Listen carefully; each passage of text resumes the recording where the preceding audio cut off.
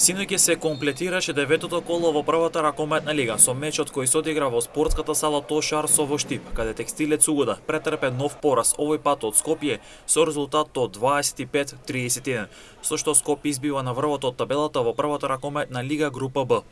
Гостинот одлично го отвори на преворот кога дојде до момент на плюс 4 при 1-5, предноста која штипските ракометари ја стопија до 10-11, но потоа Скопје влезе во нова серија за 12-17 на полувреме. Во второто полувреме Скопје дојде до плюс 7 при 15-22, а предноста се зголеми на плюс 10 кога резултатот беше 18-28. Во финишот од мечот Штипени успеа само да го ублжат поразот на конечни 25-31. Кај Текстилец Угода најдобар беше Филип Дженес со 7 погодоци, а пак Фили Савев постигна 6 погодоци, додека пак кај Скопје најефикасен беше Бојан Чолаколик со 9 постигнати погодоци. Скопје на врвот од табелата со 14 бодови, Македонија Ѓорче Петров е втора со 13 бодови, додека пак Текстилец Угода е предпоследен со само 2 бодови со учинок од една победа и 7 порази во рамки на првата ракометна лига група Б.